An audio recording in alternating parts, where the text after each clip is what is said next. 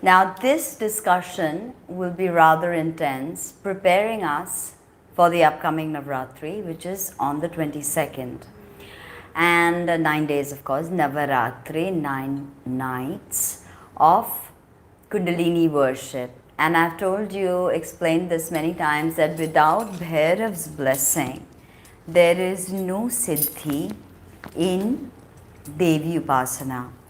There is no Siddhi that can be had in any Devi Upasana if Bhairav is not propitiated correctly. Now, who or what is Bhairav? Bhairav is none other than Shiva. He is the aspect of Shiva that is concerned with the material world, with our reality, the 3D world, because he makes things happen. He protects us from 10 directions. This is a masculine force.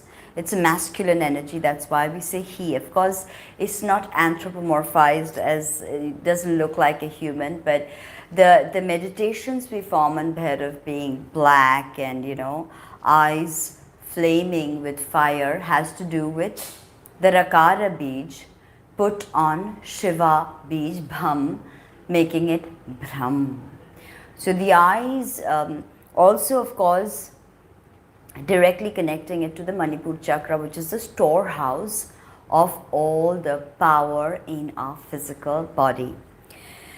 So the loftiest understanding of the Upanishads, the Tantras, the Upanishads, the Tantras, the loftiest of the thoughts relates to Aham Brahmasi. Thank you. Aham Brahmasi. That means that thou art. Tat Tvamasi. Aham Brahmasi, as above, so below. Right? So, what is there in the Brahmand is in the Pindand, or in the physical body. Everything that one can experience outside is inside. Right? And the thing is that the 5 senses are extroverted, right? And they engage us so thoroughly, although we see less than, 99.9999999% of the electromagnetic spectrum. We practically see nothing. And yet our eyes are so mesmerized by the world that, and remember that forms is directly connected in the tanmatras, it's directly connected to the form of fire. So that the essence of fire is what causes forms. Again, Manipur chakra, direct connection to fire. It's what causes the myriad forms. And it is through the 5 senses that we experience this world. And the extroversion happens in such, is expedited through our years living on this planet, that we tend to forget the inner essence. Bhairav is the tattva that takes us to Shiva Shakti awareness. That's why when I tell you that no Devi can be propitiated correctly without Bhairav. So if you do Bagalamukhi Vidya with me, you will learn Mrityunjay Bhairav Jap, which you will have to do 1 mala Mrityunjay Bhairav Jap. Of course, Bhairav workshop is separate, where I teach you all about Bhairav. I give you the Utkilanam. Utkilanams are very important because Shiva himself has nailed the mantras. So nefarious parties may not use this for nefarious intents, insidious intents.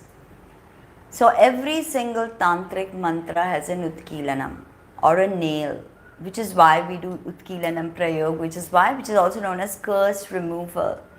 Now, can a mantra be cursed? It is Adi Shakti herself, Shiva Shakti, a mantra. Vidyas are female mantras, right?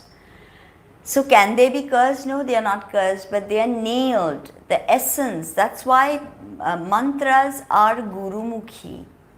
They come directly from the mouth of the Guru. Often they are not even pronounced in Vaikhari. They are, back in the days, they were whispered in the ears of a disciple.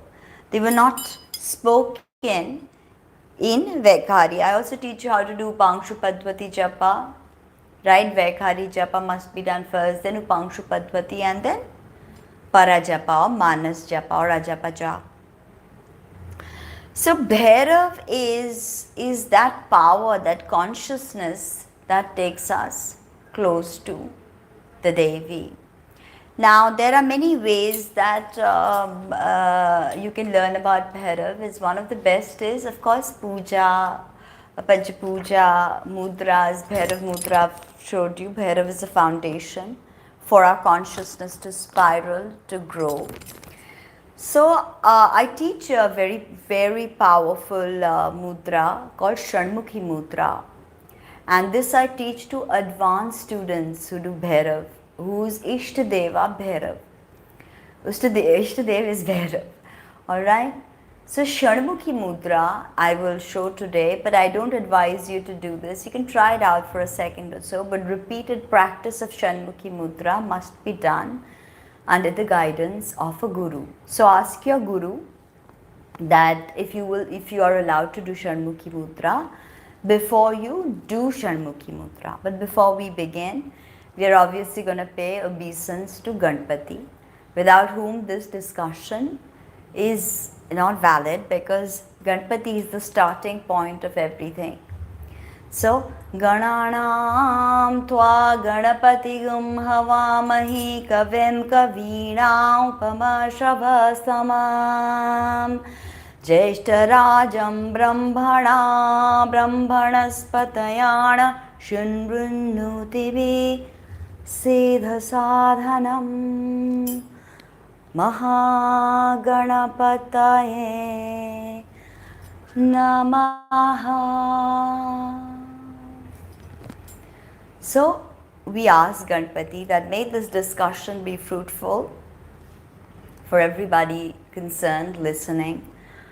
May they realize the energy and the absolute brilliance of Bhairav in all its blackness. Black absorbs. I was about to say absorbs all color. Black retains energy. So that's why the energy of Bhairav helps you retain that power. So today we are going to do the Shanmukhi mudra, and of course that before we will ask permission from Bhairav himself. Brahm Bhairavaya Namaha. Brahm Bhairavaya Namaha. When you say Brahm Bhairavaya Swaha, and you visualize all your sins being burnt away, this is really effective. When you visualize all your sins, all your negativity being burnt away by the eyes of Bhairav. In fact, the Bhairav Vijnana Tantra, which is a very, very potent text, and Bhairav is, one of the most important deities of Trika and Kashmir Shaivism. Bhairav has formed an integral part of Shakta worship. Without understanding Bhairav, like I told you, everything must go step by step. Any Devi sadhana, if you're doing, okay, on the first level you don't need to do Bhairav sadhana. First you have to learn the basics, Guru, Ganpati. But then as you progress through the different levels of Devi sadhana, Bhairav upasana must be done, otherwise no Devi siddhi can be had. So Matangi Matanga Bhairav, Bagalamukhi Mrityunjaya Bhairav. And yet Ananda Bhairav is also associated to Bagalamukhi. And Ananda Bhairav was the one who used to pray to Lalita Tripura Sundari through Vamachar. Aghor, Ananda Bhairav, Ananda, bliss, Satchitananda. Alright? So this is the energy of Bhairav. That's where it takes you. The blackness of the void. the infinitesimal blackness of space, intergalactic space, right? And imagine yourself, your whole body, slowly, say you can start from bottom up, so toe upwards. You can visualize your whole body slowly becoming the void or shunyata.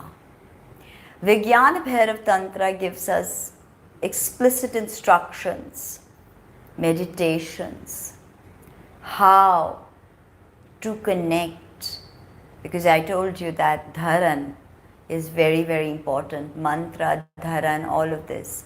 Dharan is conceptualizing an idea and retaining that idea. The concept of that idea and the retention of that idea in the mindscape. And recreation, in Bhairav Vijnana Tantra, there are meditations where one visualizes being with a parent or someone that they love and recreate that pleasure without that person being present. And yes, this is a real meditation in Vijnana Bhairav Tantra. So, in fact, you should read the writings of Lakshman Churayana, who is one of the foremost teachers of Kashmir Shaivism, to understand more about Bhairav. But the signs that Tantra is not really a religious doctrine. Tantra is a way to expedite your spiritual progress, to shift your perception from one dimension to the other. And then, people really misutilize Tantra and understood it as sex. Vijnana Bhairav Tantra gives us an exercise where you actually visualize yourself copulating with the person you love. And there is no real person there. It all happens in meditation. So step by step you visualize that encounter with such lucid detailing that it comes alive in your mind. Alright, hey, can you please go inside? Please go inside. Yes. So this is the power of taking us to that experience, because experience as a whole, it's universal. We all feel the same things. That's why Tantra uses these archetypes to penetrate deep into the psyche and realms of perception that exist. So by holding on to the form of copulation with your beloved, recreating it in your mind and then holding on to that energy, you transcend the limited experience between two human bodies. Because in Vijnana Bhairav Tantra, through the different exercises, we visualize on union, the union between two lovers. So this is very interesting how most practices tend to shun certain things. Even in Vijnana Bhairav Tantra, there's an exercise, a dharan, for the gourmet, people who love to eat. So visualize that favorite food of yours, recreate every single flavor that you have experienced and hold that thought. At a point, your mind will go beyond the food and the bliss of eating that food, and you will be able to transcend that mindscape and connect to something vast. So as I said that, there are meditations where you start to imagine your whole body as the void. Your whole body as the void. Slowly you begin from toe up and you start seeing it becoming one with the void. Slowly your consciousness remains after the whole body has been, given to the void in the meditation. What remains is the awareness, I am. Even that is expunged and it's subsumed by the void.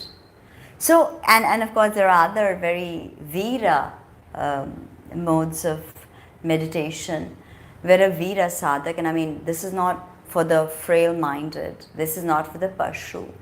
Told you in Tantra, when a Guru gives Diksha, the disposition of the seeker is taken into consideration. Are they Pashu Bhava? Then they are given Dakshinachara. Are they Veera Bhava? Then they are given Vamachar. If you are Divya Bhava, then they can, walk the path as they so wish. The Guru gives them kind of a open rope. Now if they hang themselves with it, it's entirely up to them, but they don't, because their disposition is Divya.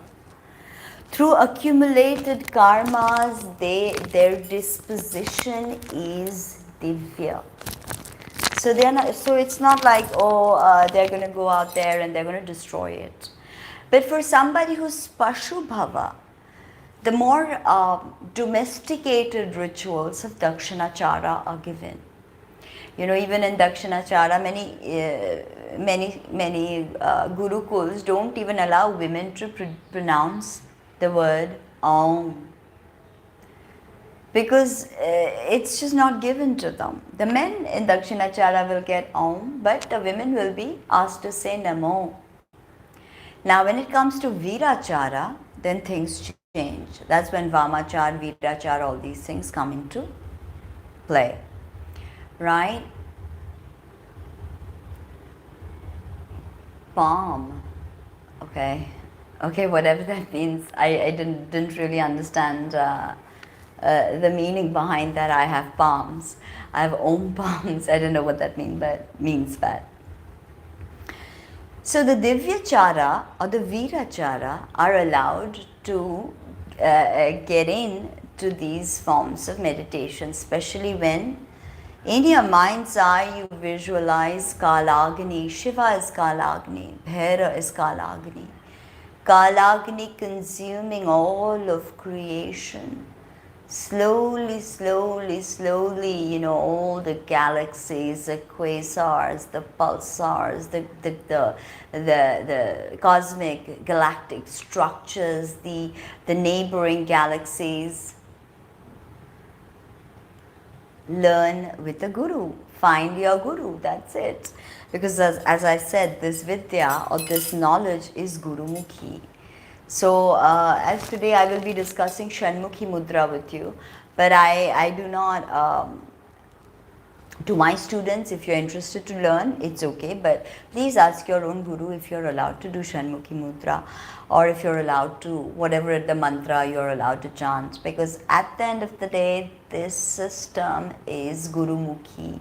And without understanding the disposition of the pupil, the seeker, without knowing them, without feeling them, right? And I don't mean physically feeling them, I mean feeling the energy. You cannot you cannot give somebody a mantra. You cannot give somebody a vidya. There are many people I refuse Bagalamukhi workshops to. Many people I don't give Bhairav workshops to. It's because their job is not to study with me. Their destiny, not job, their destiny is not to study with me. Their destiny is to study with somebody else. So your Guru is also already determined through karmas, through connections, through rin actually. So as I was saying that the Samhara meditation, when Kalagni or Shiva, the Raudra Tandav, and he consumes all matter, the great void itself, and ultimately you are consumed, and then you have to stay in that state of suspension. So these are ways that one can expedite their dimensional awareness. Like how people say that let us ascend now, this new age movement of ascension, that let us ascend to 5D and 4D and whatnot, 7D, 11D. The truth is all the dimensions are within. You're not physically going to be propelled into another dimension. If you think that, you're sadly mistaken. You will remain in this very physical body, in this dimension. Just your perceptual understanding will change. How you perceive things. And in fact, reality is how you perceive things. You know, it's nothing else. It's what you make of it. Imagination, literally. Through your imagination, your life can be heaven, it can be hell.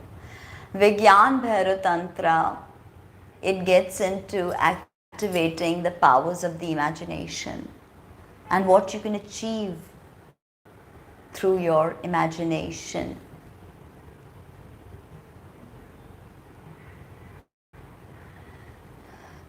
I don't even know what to say to that. I mean, I don't know what to say to that. Thank you. I don't understand the contextual meaning and what you're throwing at. And I don't know who you are. Who are you, by the way?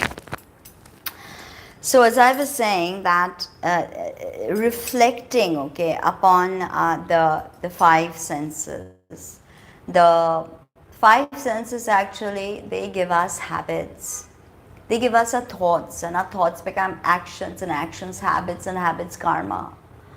Right? So that's why, you know, it's very important. They say even in Tony Robbins and these big, you know, spiritual gurus or life coaches, they tell you that the five people you associate most with, you become like them. So be careful of who you associate yourself with, you know. Who is in your circle, because that ultimately reflects upon you. It's you, it's always you, you know. So don't think for a second that you're not important, because the reality that you're projecting is because of you, is you are projecting this reality. You are co-creating this reality.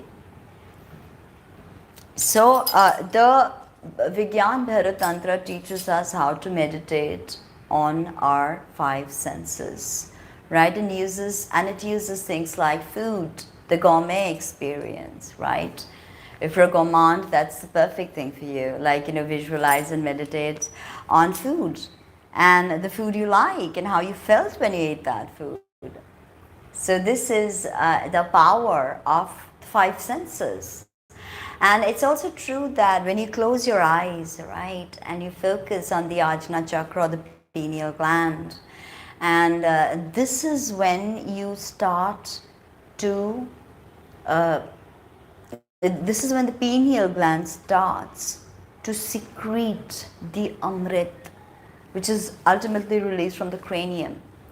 So this is why I always tell you that when you are doing the japa, your back must be erect, your breath must be controlled with pranayam, the eyes must be focused in the Ajna chakra. In fact, when the eyes, absolutely, that is Mahamaya, that is the play of the higher self and the lower self, Arjuna and Krishna, and your body being the battleground of Kurukshetra. You see that I close my eyes a lot nowadays, right? And I mean, I always used to, but now more so, because I tend to spend a lot of my time, if I'm not doing something, thank you, I love to just close my eyes and look within. So the Shanmukhi mudra that I will be teaching you does something similar. But I'm not teaching you this because, you know, you have to ask your own guru if you are indeed allowed to practice the Shanmukhi mudra. Because your guru will decide for you, you know. As I said, that the bhava of the disciple is very, very important. Your disposition, your countenance, who you are. If I give Matangi to one person, it does not mean that Matangi given to another person is exactly the same. I could add or subtract things according to the disposition. If I give a Chishta Ganpati sadhana to someone, you know, it's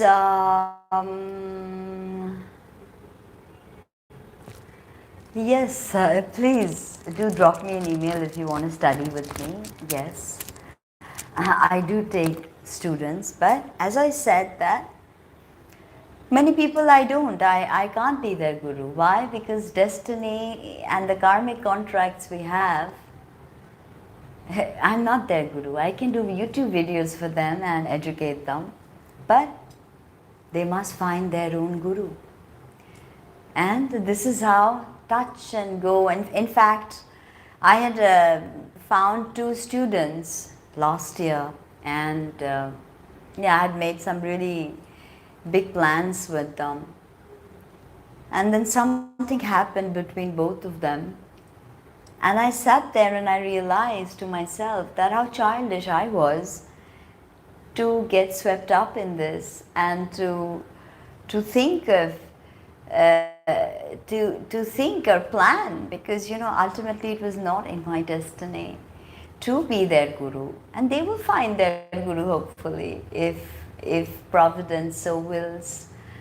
But it's interesting to see how karma, prarabdha karma, sanchit karma, uchishta karma, all of this karma brings us together as teacher, as student, as husband, as wife. So as I was saying, that when you close your eyes and you concentrate on the pineal gland, and try to form this practice, like whenever you're sitting idle, or whenever, oh yes, absolutely humbling. So every day I'm humbled, believe me, every day. So the thing is that try this practice, that close your eyes, keep your eyes closed, focus on the Ajna chakra, stabilize your breathing. Just stabilize your breathing.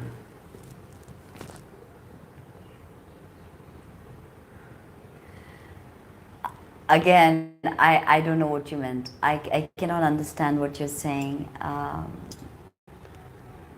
can't understand what you're saying. So as I was saying, that once you concentrate, yes, of course, but the living guru and the living guru's importance has been stressed massively in Kaula Tantra as well as Kashmir Shaivism. And all the tantric systems, right? The guru is very important. Would Vivekananda be who he was without Ramakrishna? If you don't have a living guru, the best thing to do is Bholenath, of course, right? But if destiny so wills, and you will find your guru, then that experience, that intimacy, because like I tell people that intimacy, when we think of intimacy, we only think of physical relationships with our lover. But intimacy just goes beyond all of that. There is a kind of spiritual intimacy that forms with your guru. That is irreplaceable, actually. The ability to bear yourself spiritually to someone, and back in the days, if there was a man or a woman who was spiritually very, awake and realized, then Dakinis and Yakshanis would come and Yoginis would come and initiate them randomly. One sudden night, a touch, a whisper, and suddenly a Kundalini rises. Because the spiritual work you've been doing shines. It shines in the astral world. Annamaya Kosh, Pranamaya Kosh, Manomaya Kosh, Manomaya Kosh, Vijnanamaya Kosh, and Anandamaya Kosh. So it starts to reverberate the light that your spiritual practices, it starts to, the iridescence, it glimmers.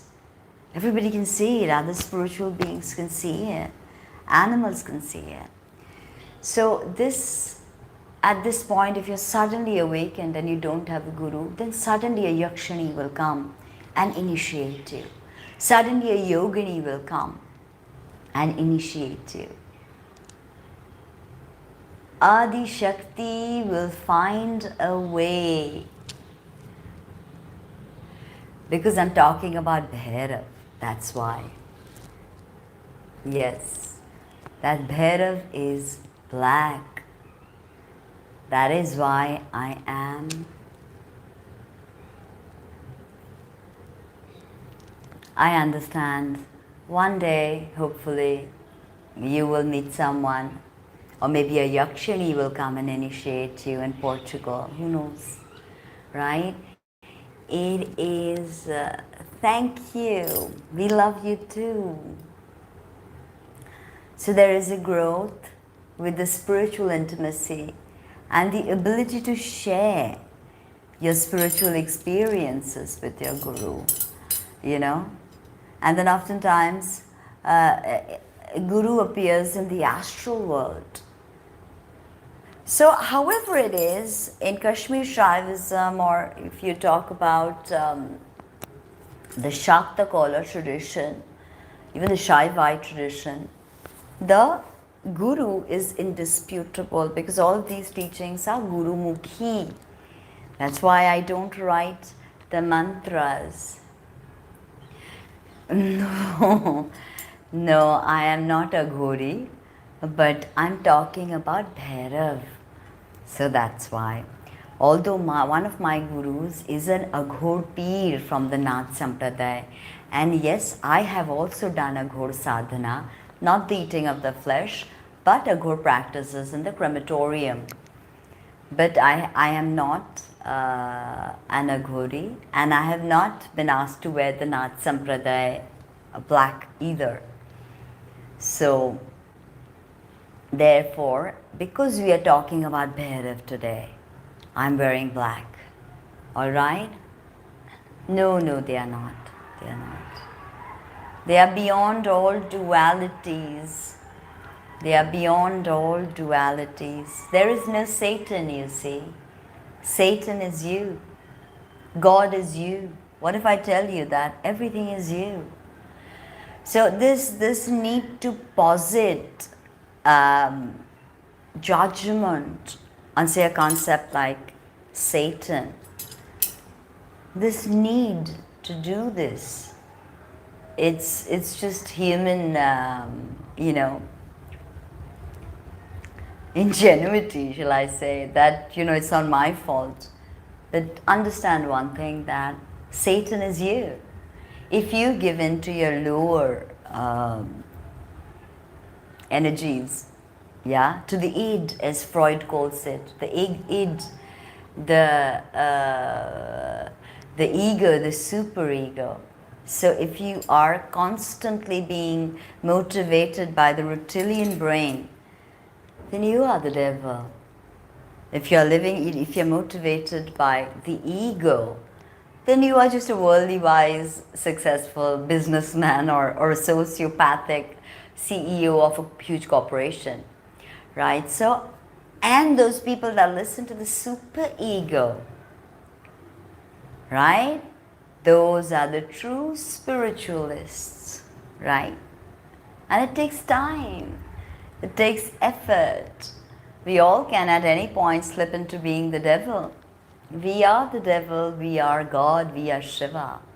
We are the universe. It's time to take responsibility, to know that it's us. We manifest everything. We can't run away from that. Very nice. May you find whatever it is that you're looking for. May Bhairav guide you in that whole journey. It's a long journey. Exactly. So that Satan, that reptilian brain, can only be silenced through meditation, through mantras, through pranayam. Because that psychosis, the neurosis that comes from the dualities that play out, the good and the bad, the evil and the nice, and all of these polarities. Ultimately, a true spiritual awareness takes you beyond these concepts, takes you to a plane of great awareness. where you see beyond all of this, you know. Ultimately, that is the spiritual journey, the journey of the hero. As Joseph Conrad put it, the hero has to leave home. The hero has to get bored with things around in his local place. He has to take this tedious, you know, tireless journey. And in that journey, he's going to meet friends and foe alike. And he's going to go through, you know, depravity as he's going to go through ecstasy. And ultimately, you know, he has to rescue the princess. The princess is our feminine self, right? The feminine self that creates, that nurtures. We all have masculine, feminine within us. So the journey of the hero's journey, is actually us rescuing our intuitive self, our intuition. You know, the world tells us, okay, the left brain tells us this is what it is, this is how it is, right? And slowly but surely, we move from that tenuous position into, of course, Lord Bhairav, as I told you, is everything, is the manifest version of Shiva. And he protects us through the 10 directions. So, protection is, I think, really powerful with Bhairav sadhana. Really powerful. I told you that fire causes forms. Cosmic fire causes forms. So Bhairav, Bham, Bholenath Bij, Bham, add Rakara, Brahm.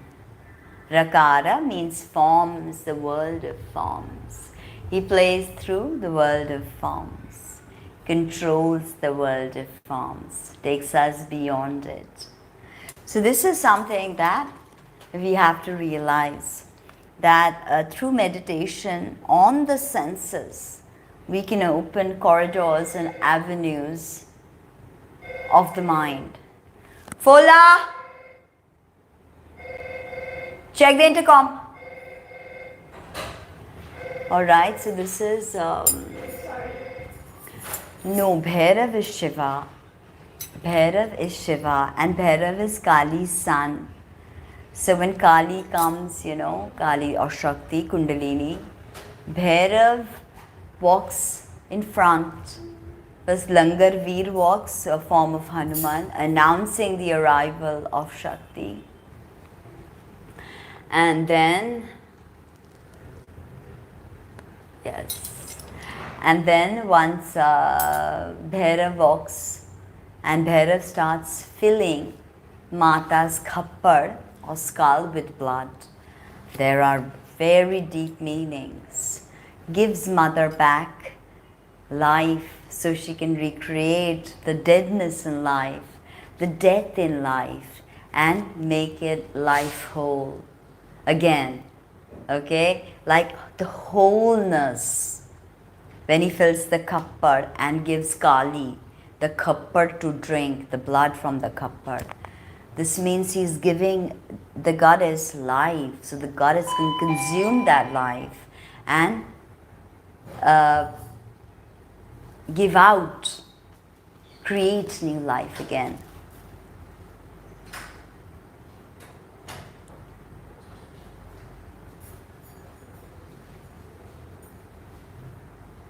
All right. Yes. So this is Bhairav and his powers. We need to understand that Bhairav opens doors of consciousness, different realms. How Morpheus tells Neo, you know, you take the blue pill, you wake up in bed and believe whatever it is that you want to believe. You take the red pill and I'll show you how deep the rabbit hole goes. So the rabbit hole, so Bhairav offers us, like Morpheus to Neo, Bhairav offers us the red pill or the blue pill. I mean, you can take the blue pill, of course. But for people like me, you know, we tend to take the red pill and jump down the rabbit hole. And once you jump down the rabbit hole, that is when you discover the infinities that are encased within this physical body, right? So Bhairav takes us to that understanding, that absolute realm of suspending the monkey brain. You know, when our thoughts are suspended, the same thing happens with Kumbhak and Rechak in pranayam. You do inhalation, then you retain the breath, then you exhale, and in that retaining that breath, right, that is Kumbhak, the stage of Kumbhak. So, and then you retain the breath. I told you Samanya pranayam that I teach during my workshop is also retention of the breath, and you retain that breath, and in that breath, then you chant the mantra. The more mantras you will be able to fit in, you will achieve different levels of consciousness. You will spiral upwards. So that is why Kumbhak, the Kumbh Mela, has got to do with this directly. And so does the sign Aquarius, which is the sign of Kumbhak, the air sign, the fixed air sign. When you inhale and you retain the breath. And within that retention, you can create and destroy universes. So as I said, that inhalation of Shiva, creation happens, right? And Shiva, exhalation of Shiva, creation happens, right? And then with inhalation, samhara or destruction happens. And everything that we experience is the Kumbhak stage of Shiva, right? So this is what Tantra does. It is not a religious system. It is a system of self-actualization, possibly the most powerful system available to us humans during Kali Yuga. There is nothing as scientific, beach kymatics, right? Sound. Here we are, and even in Christianity, and God says that everything, there was the word, right? So same thing with us is Om.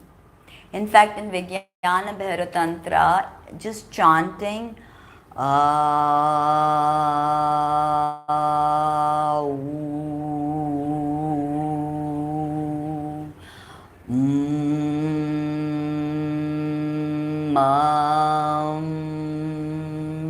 just the three sounds of Om. Okay, see, within this sound, the three states, sleeping, waking, dreaming, are encased. How? When we say the breath is flowing out, and this is the waking stage.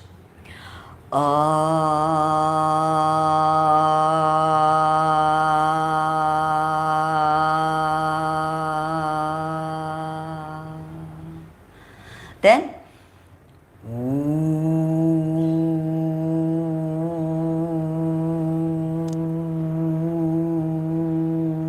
the sapna stage, the dreaming stage, when the throat is vibrating, the Vishuddhi is vibrating.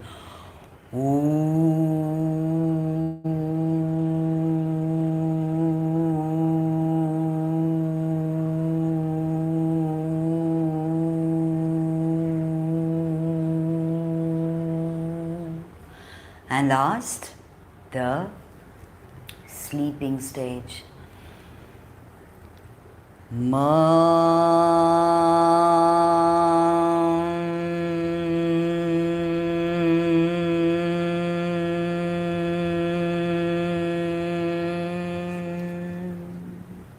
This is why I've told you guys that Om. Many people think that I'm just beginning my journey and I'm going to chant Om. No, it's not going to work, because you have to first learn Brahmari. Without Brahmari, you will never figure out. And in fact, Brahmari will take you to it's a preparatory stage, right? I don't know. I have to look that up. I don't know. Alright? So,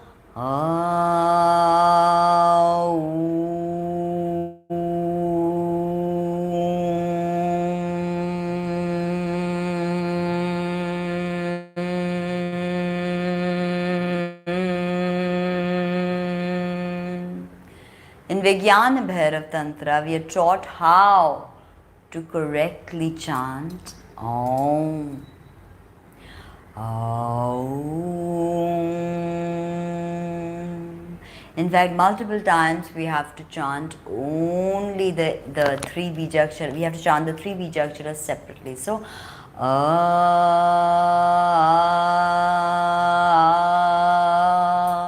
then with this we add an or anushwar. With all the bijaksharas you can do this. And this is how we enter different states of awareness, because the bijakshara changes the frequency. Okay, so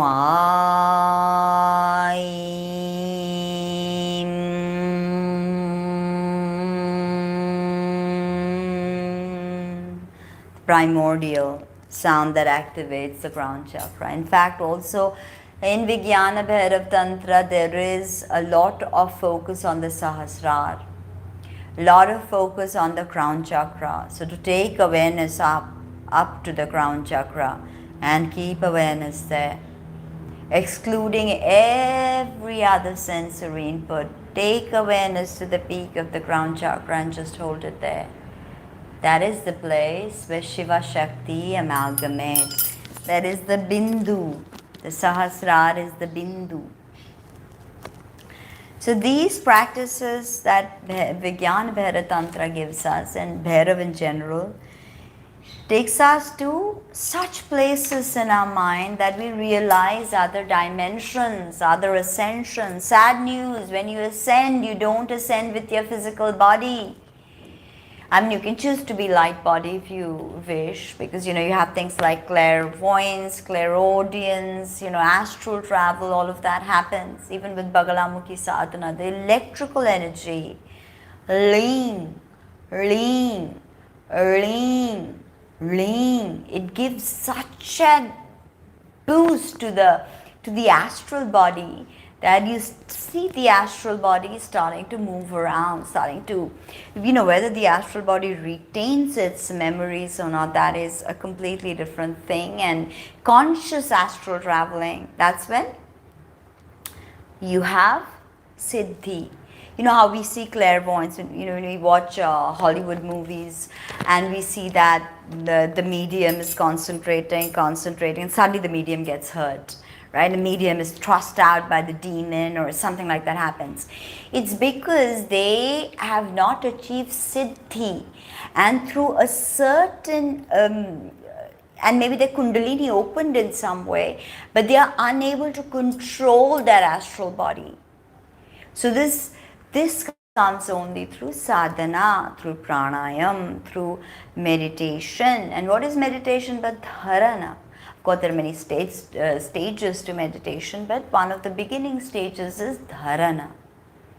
When you can conceptualize your deity, understand all the symbols, the meanings, and of course posit your own meaning. Tantra is a living system. It's not some dead bookish knowledge that is just given on. This is Kali Yuga, my friend. There will be a lot of devastation, destruction, hurt, all kinds of things right now.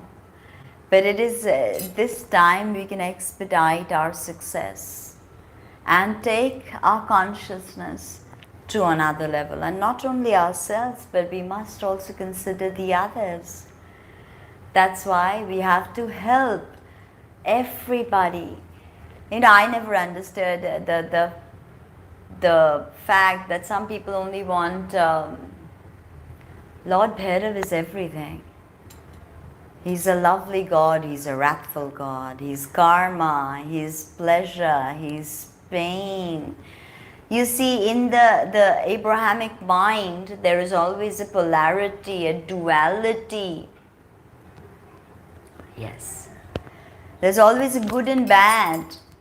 But after a certain point, you've got to realize that you have to go beyond the dualities. We're always labeling things, and labeling is Bhairav, a lovely god. Bhairav is everything. The difference is that people think that Hindus pray to idols and things. The thing is, we pray to everything. We pay obeisance, we consider all of reality to be an emanation of our deity, Parabrahm, Param Shiva. From Shiva comes Bhairav. Bhairav is the accessible part of Shiva. Shiva is inaccessible to most of us. We can't reach Shiva. Shiva Tattva is something else. Only Ma can show us Shiva Tattva. Only Shakti can show, if she so deems us worthy, can Shakti show us Shiva Tattva. Just how a mother teaches, just how a mother shows you your father when you're a little baby. Same thing. And your mother knows your real father, nobody else. This is the same thing. Devi takes us to Shiva awareness, to our Father who is everything, the pain, the pleasure, the sadness, the lover that left you and humiliated you is Shiva. The award you got for being top of your class is Shiva. The day your father passed or your mother passed is Shiva. The day you gave birth to your child, it's Shiva. There is no segregation. Every experience is fecund, fertile with spiritual awareness. To know everything is just as it is meant to be. That's why I say one of the most powerful spiritual practices is just to tell yourself it's okay. It's okay. It's okay, Yes, of course. Wherever there is discussion, the spoken word of Ekari connects to the ether or Akasha element, right? There are many ways to know something. There's a way by sparsha or touch. There's a way to know about something through concepts, through words, That's one way. Smell, seeing it, right? There are many ways to know something. Listening, mantras activate the Akasha Tattva. So, every single experience is sacred. Bhairav is lovely as Bhairav is wrathful, as Bhairav is pain, as Bhairav is pleasure, as Bhairav is death, and Bhairav is life, and everything in between, and everything beyond. That is the power of Bhairav. Understand? That is Shiva Tattva. Permeates everything. But it is the static side of existence, whereas Shakti is the dynamic side of existence. The dynamic energy, the movement, the dance, the Lasya Tandav, the Tandav to awaken Shiva, to come into creation. There is the Shiva Bindu, white. There is the Shakti Bindu, red. The amalgamation creates the Misra Bindu. From the Misra Bindu, the triangle is inverted. Akatha, the triangle. And that triangle, the primordial triangle, is inverted. This is known as Viprit Methun. When we speak about Viprit Methun, this is that primordial triangle of Shiva Bindu, Shakti Bindu, and Misra Bindu. Once that is inverted, that is the Viprit Methun. And thank you. I am just a common person like you, but I choose to be better every day. I choose to laugh, I choose to cry, I choose to love, I choose to embrace all of life, for everything is Bhairav. the dance of reality, the quantum entanglement, the pulse of a gamma ray, right? The crazy brightening rays of a supernovae explosion, a little anglerfish in the Mariana Trench. All of this is Shiva. There is no segregation. But how do you visualize this? How do you love this? That's why we create forms, and we love those forms, right? So this is how, yes, I have done all Dasha Mahavidya sadhana. So, Shiva Tattva. You can read books on Kashmir Shaivism to know more about Shiva. Lakshman Jurayana, you can read his books, very powerful. So as I was saying that we are literally a carbon atom contemplating its existence, because everything, we are carbon-based life forms. So that carbon atom out in space became this complex being, you and me, right? Beings, plural again, you and me. So this is something to think of, that within us we encompass the knowledge of time and space and everything.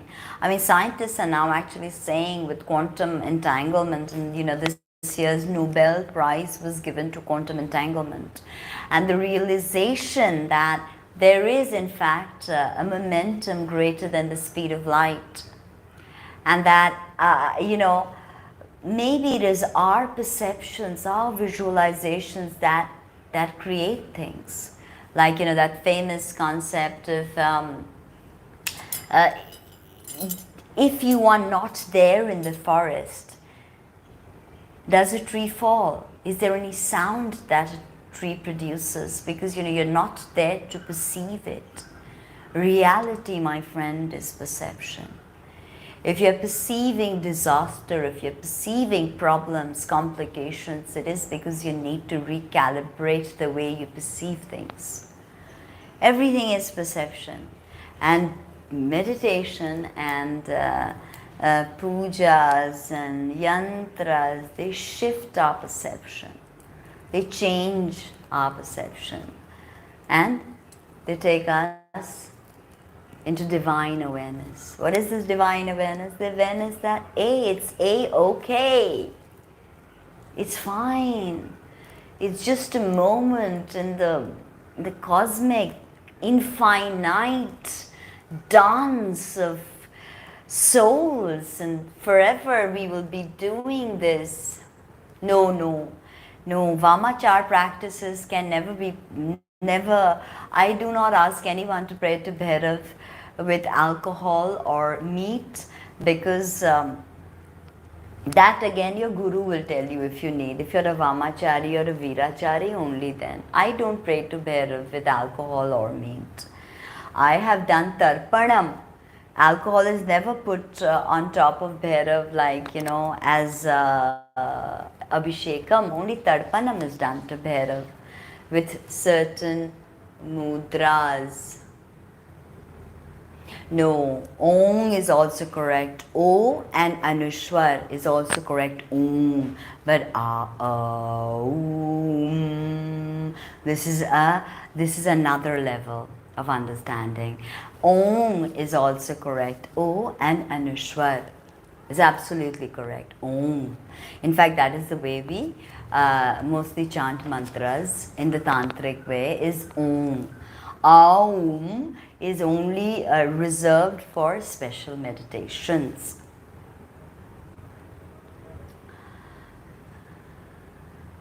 Yes, surely.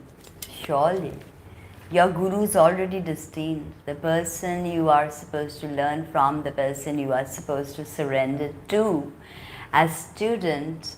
Oh my God, that is a whole other video. Krishna consciousness is Kali consciousness, is Christ consciousness, is Shiva consciousness. So, And we have to realize that that our gross physical body has come from everything else, and everything out there is within us. Once this knowledge is received, then we realize the implication of the word Aham Brahmasi, or Tat Tvam Asi, that thou art. You're not this fleshy body, you're the great void. And in this dimension, through the frequency of sound, you have created a form for yourself. You have imagined yourself as this person you are today. So when you look into the mirror, that is your greatest art. Say, I love you. I'm sorry. Please forgive me. Thank you. Because that, my friend, is your greatest creation, is your greatest imagination. That person you see in the mirror. So, our ahamkara, or our ego, propels us to someday, I will one day, yeah. So yes, in a sense that human birth is so valuable, because here you can sit, create, hold mudras, discuss such lofty thoughts, contemplate. You have to ask Lord Bhairav. Bhairav will come, just say Brahm, Brahm. And Bhairav is within you actually. When you access that Vijnanamay, oh my God, a parrot has come. A parrot has come. It's so cute. All right. So yeah, it's pretty crazy that a carbon atom is finally contemplating the complexity of carbon-based life forms. So that is the reality. That is. Through Tantra, one can achieve, no, I am Shakta, very much. I am all about Shiva and the Devi. All about Shiva and the Devi. I am not into Krishna, no. But I love him, but because he is Kali, I know that. But no, I'm a Shakta. So, and Bhairav is also a Shakta. So this is the thing that we have to understand, that when we talk about Havan, right, when we talk about Yagyas, what is this sacrifice, the greatest sacrifice that you can make in that Havan? They are all the same. Krishna, Shiva, Parabrahm, they're all the same. There is no segregation. We just know the infinite absolute through different forms, through different names, through different classifications. We have given those classifications. God does not adhere to any such classification. He's beyond all of these labels, all of these classifications. That is the divine experience. Now, so we have to understand that the greatest sacrifice is the sacrificing of your lower iddhis, or your lower impulses. If you are doing Havan, important to burn your anger, to burn your lust. In fact, when we add Swaha to the end of a mantra, we are actually asking deity to consume that mantra through the essence of fire. Swaha is also Agni's wife, right? When we say Swadha, we offer the Tarpanam or whatever, the Havan to our Pitri, Swadha. When we say Namaha, it is neutral. Swaha is feminine. When we say Phat, masculine. Okay, so oh my God, that I mean, this is not really the scope of this discussion, but Yeah, I mean some other time maybe when I'm stop. No. Come here. As my cat has flipped out. Alright, so we have to realize that we are a part of the universal consciousness. We are Rama, we are Krishna, we are Shiva. Okay, everything exists within us. And if you have read Sri Aurobindo, then you know that Aurobindo talks about the supramental stage. Gadi Shankaracharya was a very powerful guru.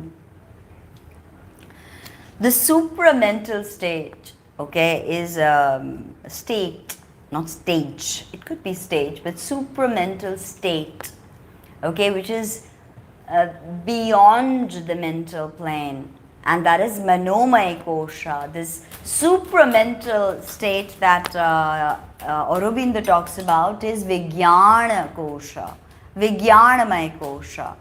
Right? This is where Bhairav Tantra takes us, to Vijnanamaya Kosha. So we can ultimately enter the abode of Anandamaya Kosha. Or just peace, bliss, happiness, all of that. Satchidananda. Now we have to also understand that the practices that I teach, that we teach in our age-old tantric systems, the Shabri systems, they open the parts of our mind. They open parts of our mind, right? And most parts of our brain are actually latent. We use less than 1%. No problem. You can do it. Watch for yourself what happens. See what happens. And let me know what happens, right? So as I was saying, that most of our brain is latent. It's latent. We use less than 1% of our brain. Like Einstein uses something like 3%. So how much of that are we not using? Like 99% of the DNA that scientists are not being able to classify and label, they are calling it junk DNA. Again, that supramental state, that's what I was explaining, is beyond the plane of mind, is Vijnanamaya Kosha. It is beyond the realm of comprehension with just words, with the vocabulary we have available. Certain things have to be experienced. That's why Tantra is an experiential body, corpus of knowledge, you know. This tells you what to do. After that, what you do with that. So all of this is subconscious, directly connects to the Manomaya Kosha. Pranamaya Kosha is the breath of life, the chi, the life force. Then we have Manomaya Kosha, which deals with all of these subconscious. Then we have Vijnanamaya Kosha, supramental activities, or like, you know, the great unconscious. Everything resides in the great unconscious. All the questions and answers are there in that state. And that's why through dharana, through dhyana, through mantra, we activate this supramental state. We activate these koshas. First you have to activate your Annamaya Kosh, yogic exercise, correct diet, right? And then you have to go into the Pranamaya Kosh, Pranayam, Tratak, Brahmari, controlling the breath, all right? Yes, I have. Oh yeah, I do a lot of asanas every single day. I do Hatha Yoga. So yeah. Now the thing is that when we have Pranamaya Kosh, the breath of life, Manomaya Kosh, the mental plane, the unconscious, the subconscious, and all of that. These are absolutely relevant to the conversation we are having, but only under your guru's guidance. Ask your guru. That's the best thing to do. At least then someone's looking out for you, right? In these realms, think about that. Someone's looking out for you. You go somewhere dangerous and you tell a friend that, look, I'm going here, right? Same when girls or even guys, when they go work in a completely different country or somewhere, okay? And then you say that if you're going out, you tell your friend or your roommate that, look, I'm going. This is the same thing. Your guru is aware of the journey you're taking, because spiritual experiences are actually not to be divulged to other people. They're not to be shared with other people, okay? When you're ready, your guru will come. You become ready. That's it. And tell. No. Bhagavad Gita is one of the most profound allegories of the higher self and the lower self. So if you have a guru, your guru will be able to guide you through the Bhagavad Gita. Otherwise, it will become just a ton of nonsense that you will not understand. Thank you. Being nice comes with sadhana. You're just nice because there's no other way to be. You have to be nice, Niceness just oozes out of you with the right vibration, with the right bijakshar. Honesty, sincerity, all of this is a part of sadhana.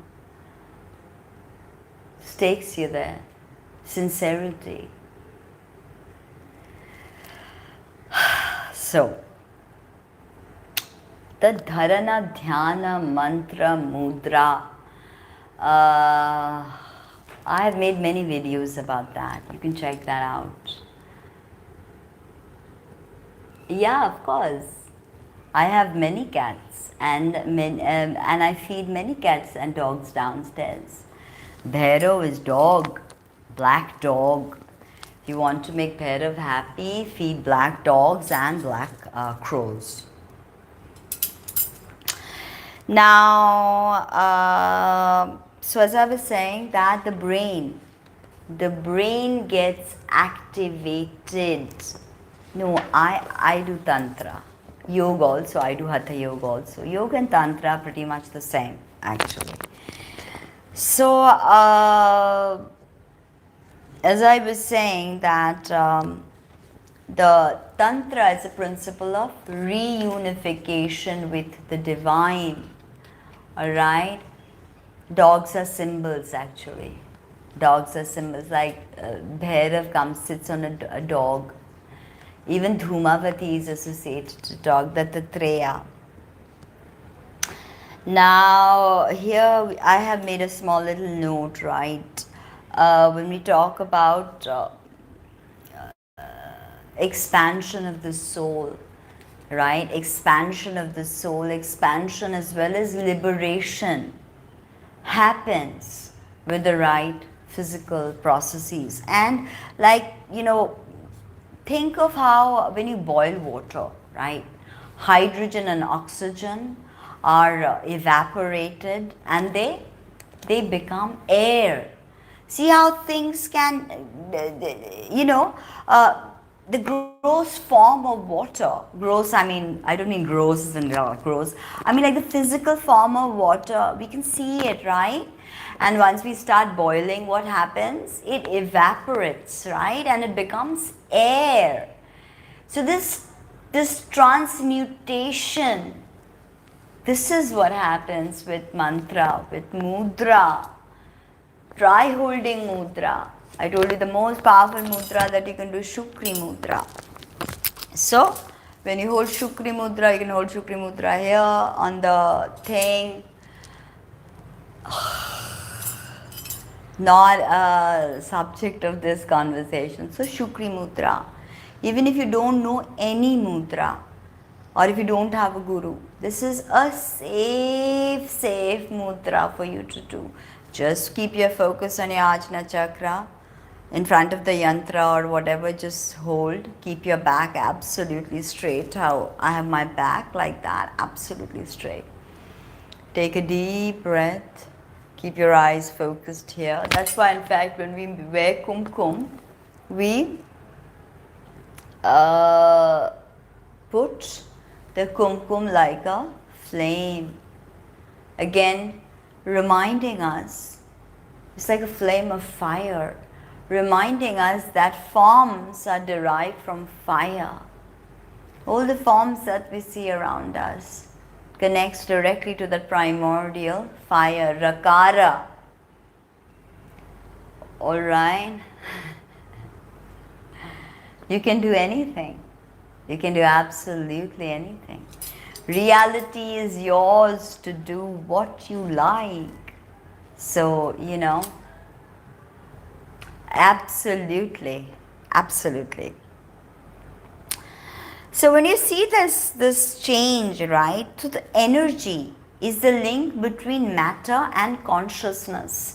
And what did Einstein say? That energy is indestructible. You cannot destroy energy. So energy is shifting between matter and consciousness. Like that, the wave, the infinite wave, the observer comes and once observed, the infinite wave becomes a particle. And that photon, instead of forming this wave-like structure, becomes a particle. So it's the same thing. Sadhana is observing that the infinite possibilities of what you can do with yourself. But when you apply sadhana to your life, upasana, tantra to your life, there you have the particle. You're ready to create. You're a Shiva in your own right. Now what you do with that power is something else. Like the worshipping the Dashamahavidyas is like, it's like bringing in Shakti in your physical body, in your Sthula Sharira. Bringing in that energy, but what you do with it, all right? And I told you that energy is the link between matter and consciousness. So you see how this works. Once our death happens, that energy returns to primordial consciousness, is subsumed into the great all, the great consciousness. So, yeah, I definitely do feel a lot of Devi energy, and also Navratri is coming, so I'm going to be doing very special sadhana and fasting and all that. Same thing. Now think about physics, right? In physics, the same principle is applied to explode the atom bomb. Now, fission or fusion, the energy is released from matter and united with its opposite polarity to create this explosion. There's an explosion that happens, right? In fact, when Oppenheimer watched the atomic bomb go off for the first time, he was moved to tears and he spontaneously recited a verse from the Bhagavad Gita.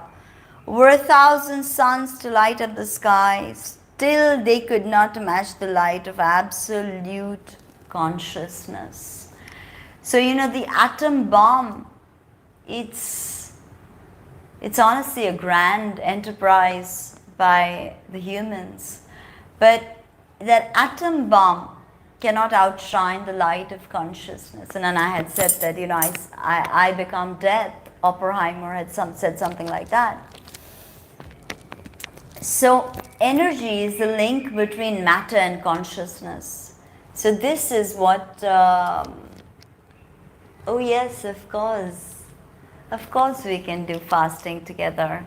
Anybody interested, actually, you can even join my,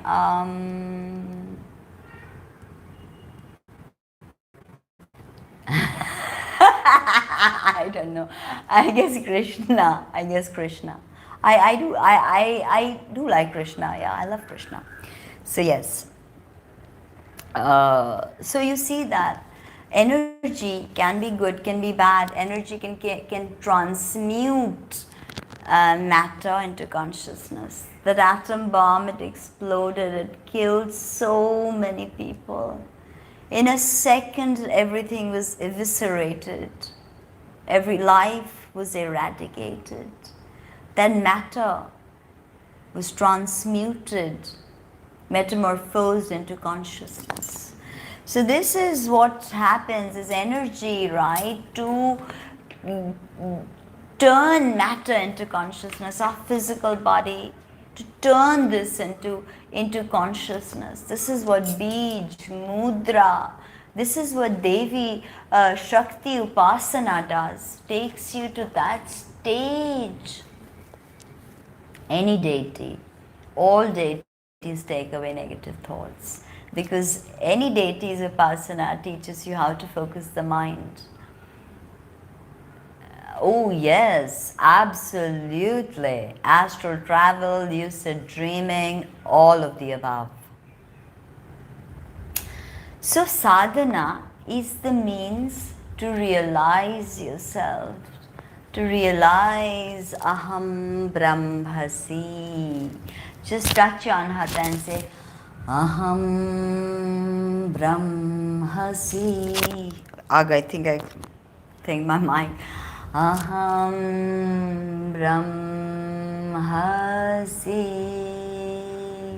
Absolutely, I just told you yes. Why are you repeat asking that same question? Or is it just that YouTube is running the same comments again and again, like some kind of digital nightmare?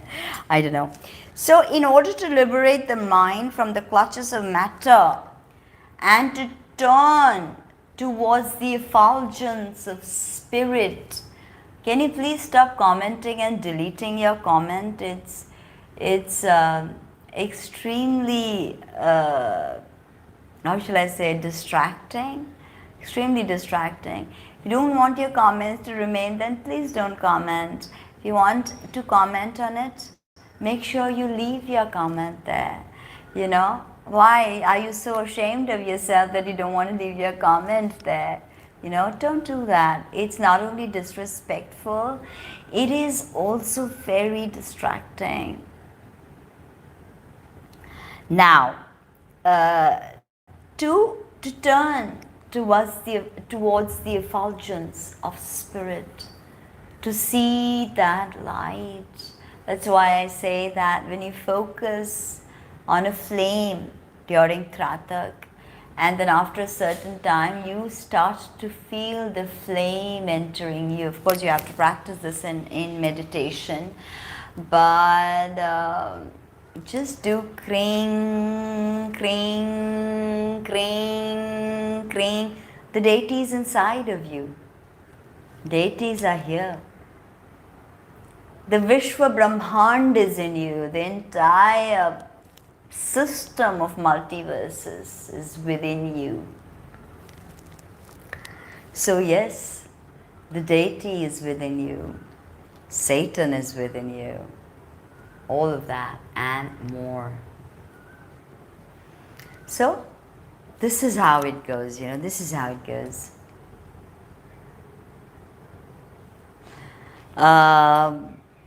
To turn, to refine your senses, you know, to see what it is that you need to see, to listen to what it is you need to listen, and to say what it is you need to say. Right? The five senses. To touch. How to refine all of this? This can only be done through sadhana. To refine the five senses. To look inwards. To realize that the deities, whoops, they do really exist. No, I don't. No. Lilith is an Abrahamic, marginalized, demonized version. Kali is Parashakti. Kali is Adi Shakti. Lilith is a marginalized, destroyed by the Abrahamic, repressive attitude. But Lilith could be more. Now, we have to first control our body if you're going to do any sadhana. Because to sit there and to not move.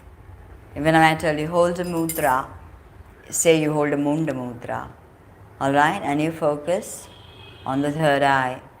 Deep breath. Now, if you have not trained your body to listen to you, your body is not going to listen to you. Your body will be all over the place. All over. No. I don't suggest offering meat. Only Vamachara, Dikshit people who have received their Diksha in the Vamachara Virachara tradition, only they can offer meat and alcohol. And alcohol is also offered to Bhairav only via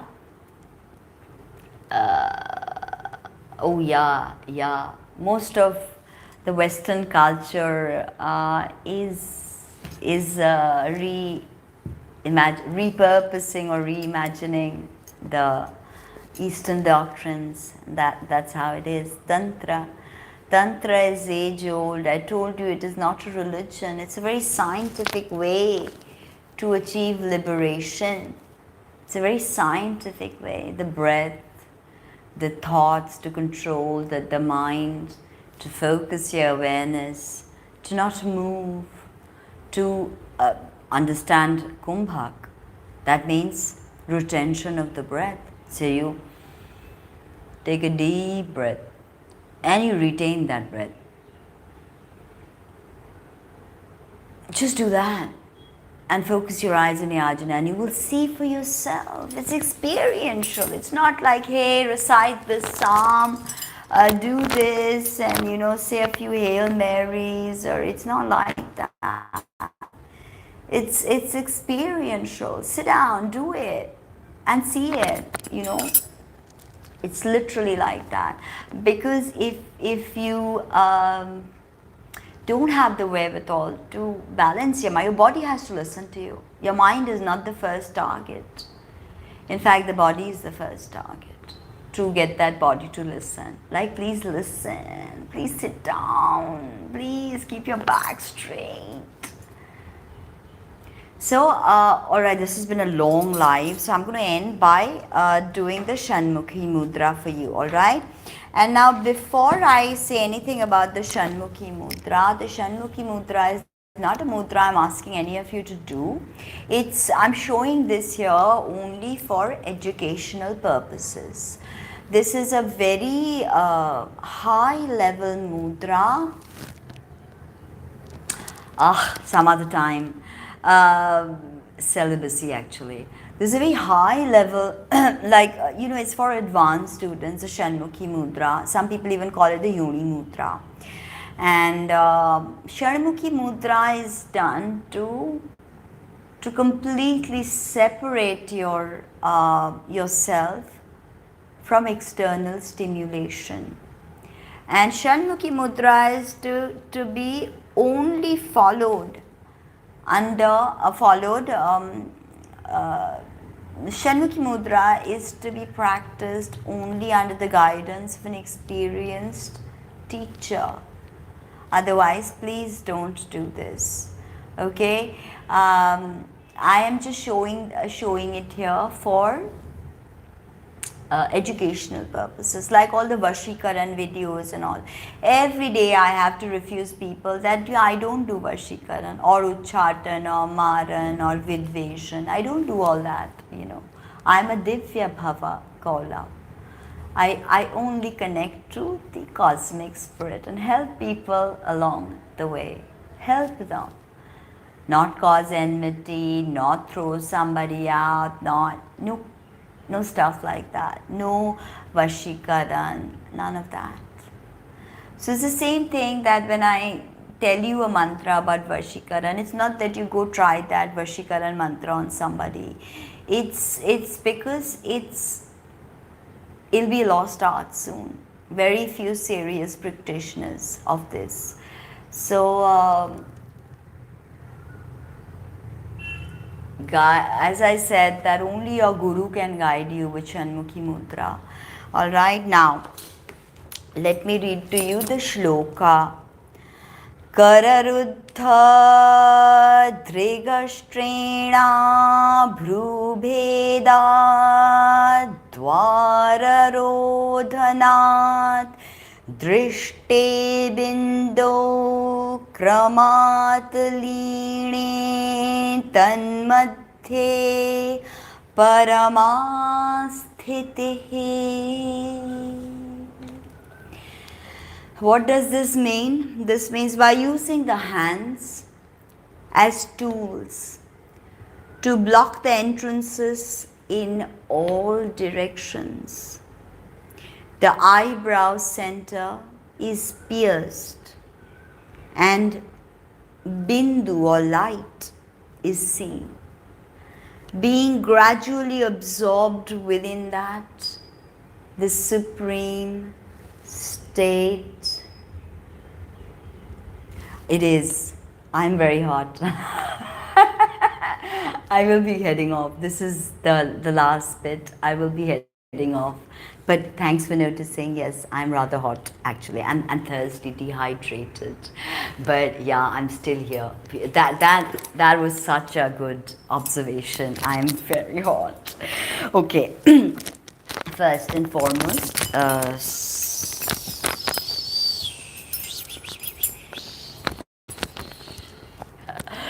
sit in Padmasana. You know how to sit in Padmasana.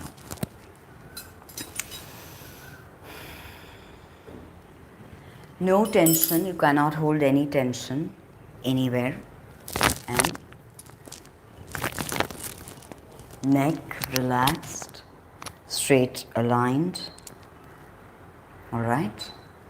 Now,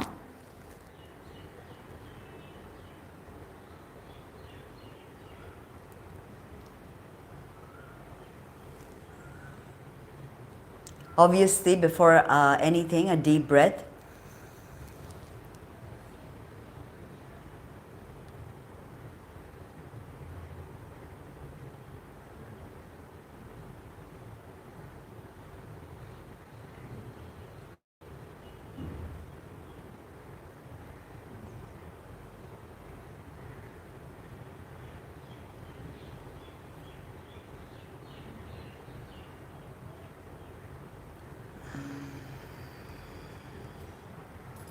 So that, I hope I'm not completely smooshed my lipstick, but you get the point.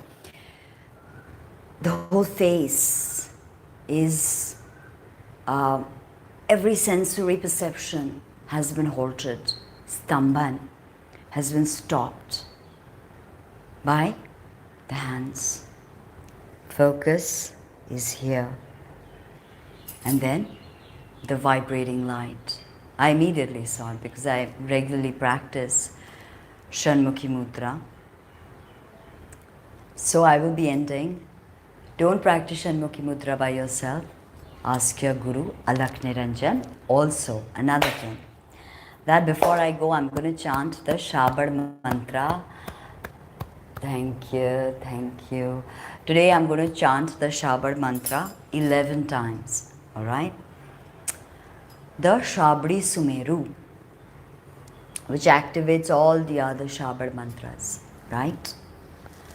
And you know that this Navratri, I will be doing Shabdi sadhana, as well as for clients I'm doing Tantric sadhana of Bagalamukhi, only Bagalamukhi, this Navratri.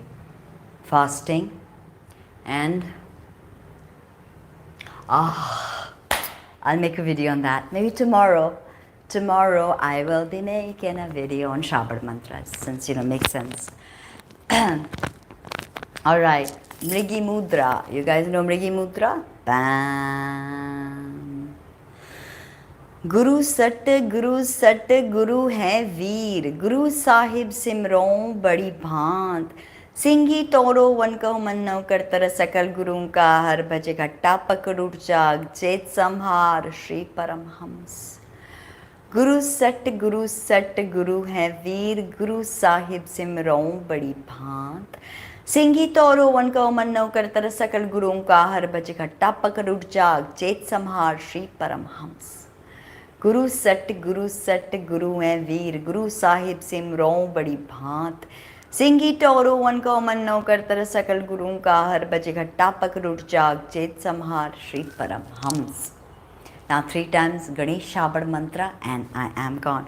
ओम गणपति यहाँ पठाओ तहाँ आयो, 10 को सागजा, 2.5 को पीछे, 10 को सच्चे, 10 को खब्बे, मैया गुफा की आज्ञा, मन रिद्धि सिद्धि देवी याण, अगर सगर जो ना आवे तो माता पार्वती की लाज, ओम क्रांग फट स्वाहा.